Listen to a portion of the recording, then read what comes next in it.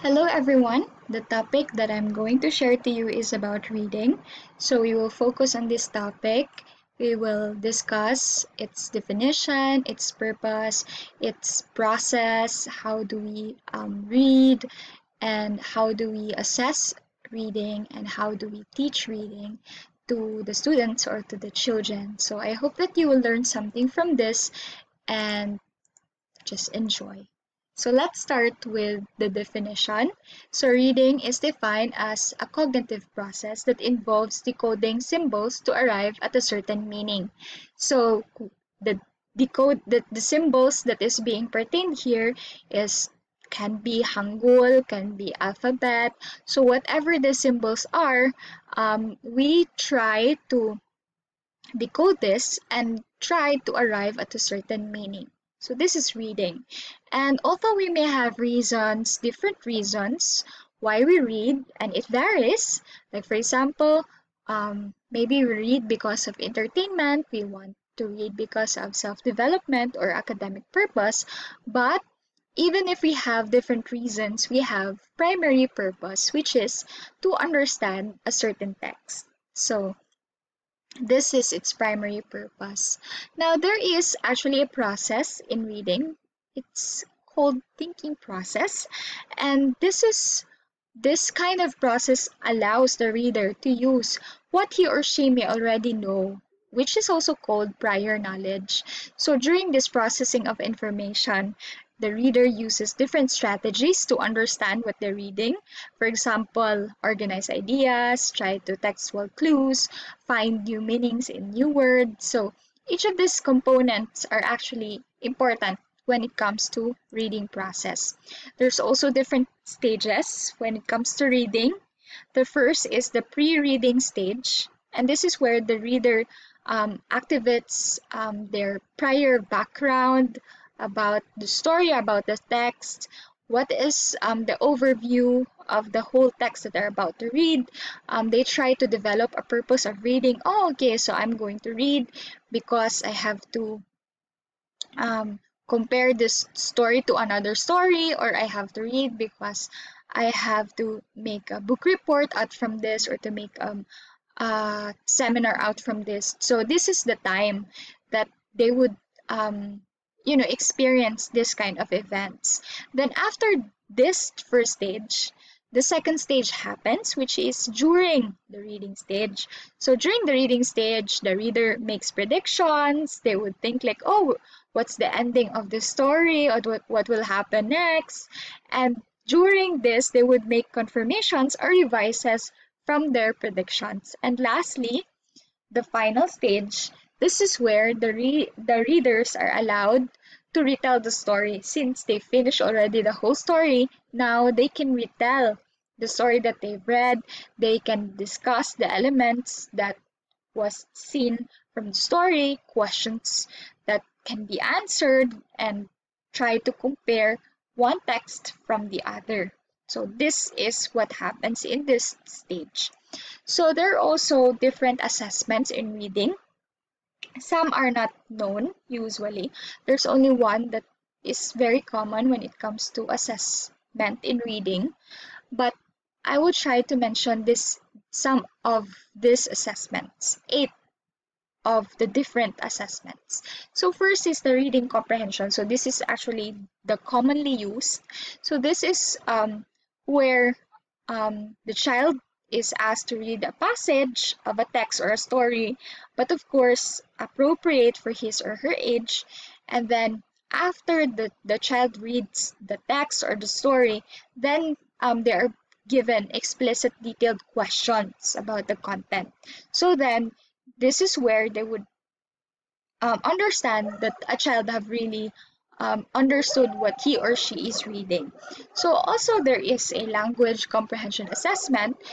This doesn't involve reading because this focuses more on language, but sometimes they use this kind of assessment to also make sure that when a child reads aloud, the child can pronounce the words in the right way.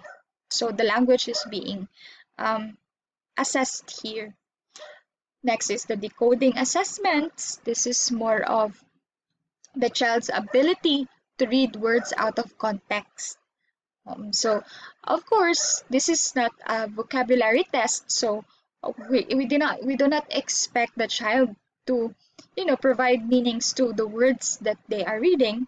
So it's not like that, but like per word what it meant. But it's more of the child's ability to read the whole context, like the words out of the whole context, not just in every word, but in a context. So the next is the background knowledge assessment. This is more of trying to know what the child knows prior to the reading, prior to the text that they're about to read. For example, like we want them to read about a story about farming. So of course we want to assess if the child already knows about what does farmer means, what does farming means, what does animals means, what does barn mean. So this is where um, the knowledge of the child, the background knowledge of the child is being assessed. Because if they have great background knowledge about this certain text or certain story, they would be more effective in their reading. So next is the phonology. This involves discriminating between two words that sounds similar. So the child is asked to listen to the teacher say pairs of words and decide if they are the same words. So this could be repeated twice. So this is more of um, a child distinguishing certain words that really sound similar to each other. So semantic, this is also referred to meaning. So this is more of the meaning of isolated words and word parts. This can be applied to the meaning of word parts or whole words, sentences, and discourses. So this is where this assessment comes out. So next is the syntax. This is actually very difficult to assess, and sometimes it ends up becoming a decoding assessment because this is not often used. And lastly, this is also very important, knowledge of the alphabet principle. So we try to see if a child understands the principles to alphabetic words. This can be assessed in a very early age, even before the child reads or writes simple words. So there are direct approach, which is asking the child to write words that you dictate. So even if um, their A's or their B's are not like written in the right way, we are not assessing how they write, but we're assessing if they really understood that, oh, that's letter A, oh, that's letter B. So this is what we do in this kind of assessment. So again, commonly used is the reading comprehension assessment, usually when it comes to assessing reading. So there are also different models in reading, in teaching reading, and this evolved from 1960s to the present. So let's start with the oldest model, which is the bottom-up models. This is the approach used from 1960s to 1970s. So the teachers focuses more on the text, not the readers. They try to focus how the text is read, the alphabet letters is being identified, how it sounds, the grammars, the structure of the whole paragraph. So this is what's important during this time. But then during the 1970s to 1980s, they realized that, oh, let's not focus too much in the text. Let's try to focus on the reader. So it's more of psycholinguistic guessing game, focuses on the reader. It's a whole language approach. It's not that per word approach, but it's more of the whole language, the whole context.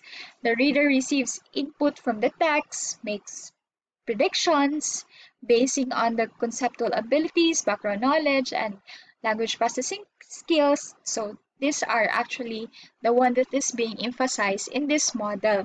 So they have a holistic approach to reading and writing, advocate uses children's literature and authentic reading materials. So nakita niyo yung difference from bottom-up models, which focuses on the text, to the top-down models, which focuses on the reader, how they perceive the text, how they've understood the text, the story that they've read. So more on focus sa reader.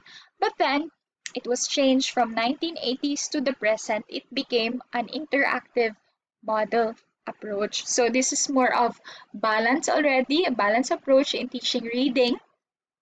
So the reading becomes a process of constructing meaning from text through the use of both the bottom up and the top down. So the text is important, how the text is being pronounced, the grammars, paragraphs, the alphabet letters, all are very important. But at the same time, the reader is also important, like how the reader perceives, understood what he or she is reading.